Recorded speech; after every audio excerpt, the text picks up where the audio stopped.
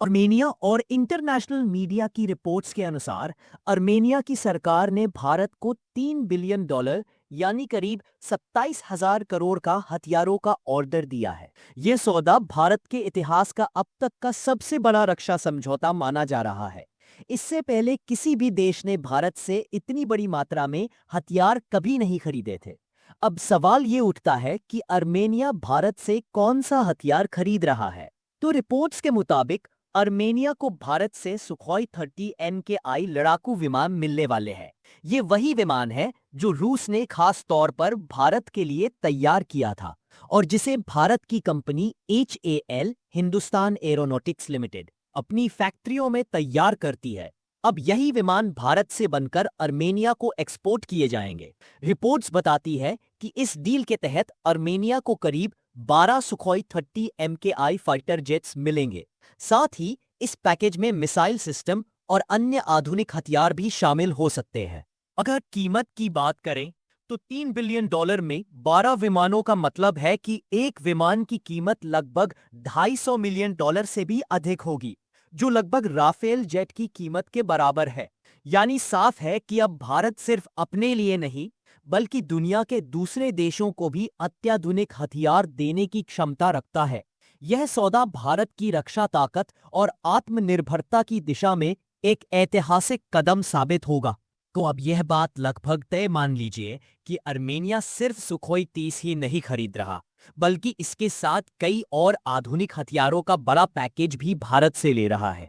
यानी ये डील सिर्फ एक फाइटर जेट तक सीमित नहीं है, बल्कि इसमें और भी कई घातक हथियार शामिल है। अब बहुतों के मन में यह सवाल होगा कि जब सुखोई 30 रूस का बनाया हुआ विमान है, तो अर्मेनिया ने इसे सीधा रूस से क्यों नहीं खरीदा? आखिर उसे भारत से खरीदने की क्या जरूरत पड़ी?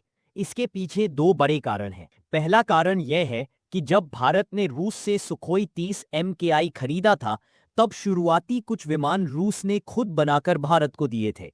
लेकिन उसके बाद भारत ने रूस से इसका लाइसेंस और टेक्नोलॉजी खरीद ली थी, जिससे अब भारत खुद सुखोई 30 बना सकता है। रूस ने हमें अनुमति दी कि इंजन वह सप्लाई करेगा, बाकी के सभी हिस्से भारत में तैयार होंगे और भारत में ही फाइनल असेंबली की जाएगी। तब से महाराष्ट्र के नासिक स्थित HAL हिंदुस्तान एरोनॉटिक्स लिमिटेड की फैक्ट्री में यह विमान लगातार बन रहे हैं। इसलिए यह गलत फहमी नहीं रखनी चाहिए कि भारत सुखोई नहीं बना सकता। भारत पिछले कई सालों से इसे खुद बना रहा है। अब बात आती है दूसरे कारण की, अर्मेनिया का भारत पर भरोसा। अर्मेनिया जानता है कि भारत आज न सिर्फ भरोसेमंद टेक्नोलॉजी पार्टनर है, बल्कि एक ऐसा देश है जो गुणवत्ता और विश्वास दोनों में दुनिया को मात दे रहा है। अब अर्मेनिया को रूस पर पहले जैसा भरोसा नहीं रहा।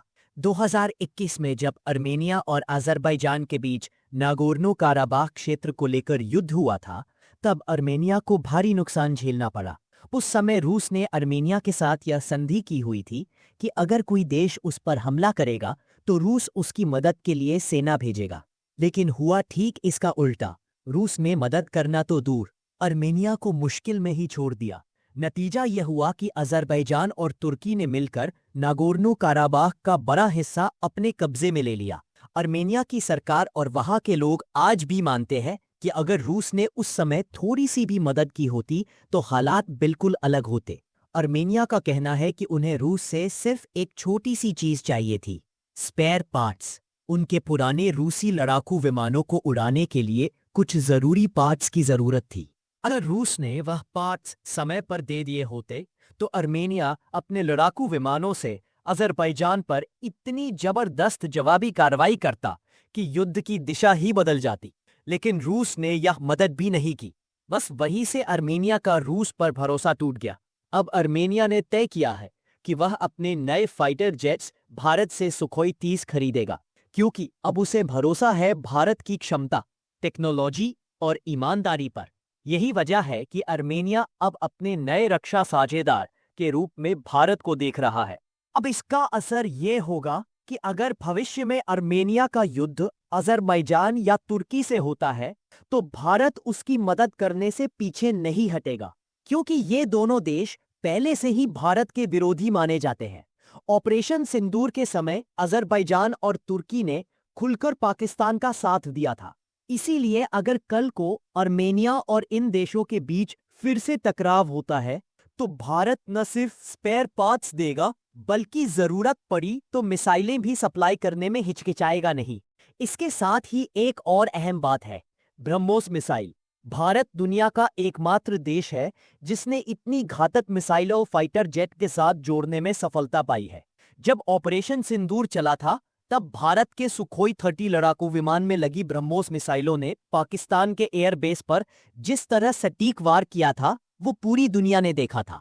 पाकिस्तान की प्रचार मशीनरी आम जनता को तो गुमराह कर सकती है, लेकिन दुनिया के रक्षा विशेषज्ञों और एनालिस्ट्स के पास असली डाटा होता है। उन्हें अच्छी तरह पता है कि ब्रह्मोस ने कैसे पाकिस्तान के मजबूत ठिकानों को मिनटों में ध्वस्त कर दिया था, जैसे गर्म चाकू मक्खन को काट देता है। आर्मेनिया भी ये सब जानता है कि भारत की टेक्नोलॉजी, खासकर ब्रह्मोस जैसी मिसाइलें, किसी भी युद्ध की दिशा बदल सकती है। इसलिए आर्मेनिया का भरोसा अब पूरी तरह भारत की ताकत और क्षमता पर टिका हुआ है। आर्मेनिया अगर चाहे तो वह सुखोई विमान रूस से भी खरीद सकता है, मगर एक महत्वपूर्ण फर्क है, रूस से मिलने वाले विमानों में ब्रह्मोस जैसी शक्तिशाली मिसाइलें पहले से जुड़ी हुई नहीं मिलेंगी। वही अगर आर्मेनिया भारत से सुखोई लेता है तो उसे वही कॉन्फ़िगरेशन मिलेगी जिसमें ब्रह्मोस पहले से इंटीग्रेटेड है। मतलब बस विमान उठाओ, ब्रह्मोस लगाकर उड़ाओ, कोई लंबा काम करने की जरूरत नहीं। आर्मेनिया की सेना के लिए यह सबसे बड़ा लाभ है।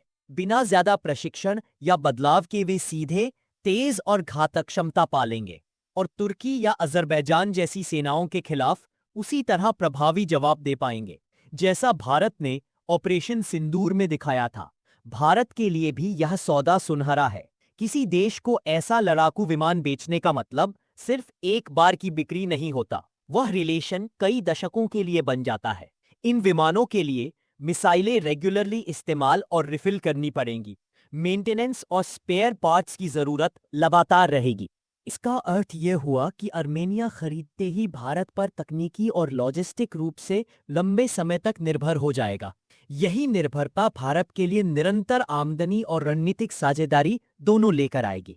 सीधे शब्दों में आर्मेनिया को वही पूरी पैकेज सुविधा भारत दे रहा है, ब्रह्मोस के साथ तैयार सुखोई, और भारत को मेंटेनेंस और सपोर्ट के जरिए एक बड़ा आर्थिक और रणनीतिक लाभ मिलने वाला है। यह दोनों के लिए एक जीत जीत की बाजी है। यानी साफ तौर पर देखें तो भारत को सुखोई बेचने से तो कमाई हो ही रही है, लेकिन असली फायदा लंबी अवधि में मिलेगा।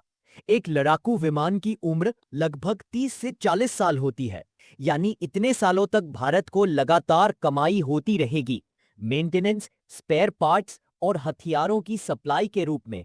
यही वजह है कि यह सौदा भारत के लिए बेहद फायदेमंद माना जा रहा है। अभी तो हमने सुखोई बेचा है, लेकिन जिस दिन हमने किसी देश को तेजस लड़ाकू विमान बेच दिया, वह भारत के लिए एक नया अध्याय होगा, क्योंकि तब हम सिर्फ एक विमान नहीं बेचेंगे, बल्कि किसी देश को अगले 30 से 40 सालों के लिए अपने ऊपर निर्भर बना लेंगे। यही वजह है कि भारत आज ब्राजील जैसे देशों तक पहुंच बना रहा है, ताकि तेजस को दुनिया के ज्यादा से ज्यादा देशों को बेचा जा सके। दरअसल यही रणनीति अमेरिका सालों से अपनाता आ रहा है। उसने पाकिस्तान को F-16 बेचकर उसे अपने प्रभाव में बांध लिया। अब भारत को भी यही करना होगा, लेकिन अपने तरीके से। अगर किसी देश को लंबे समय तक अपने साथ जोड़कर रखना है तो हथियारों के रिश्ते सबसे मजबूत कड़ी बनते हैं, क्योंकि कर्ज तो कोई भी देश माफ कर सकता है, लेकिन जब अरबों डॉलर के हथियार खरीद लिए जाएं तो वह रिश्ता टूटना मुश्किल होता है। इसलिए अब भारत को इस दिशा में और ज्यादा अग्रेसिव होकर आगे बढ़ना चाहिए। आपका इस पर क्या विचार है? कमेंट में जरूर बताइए।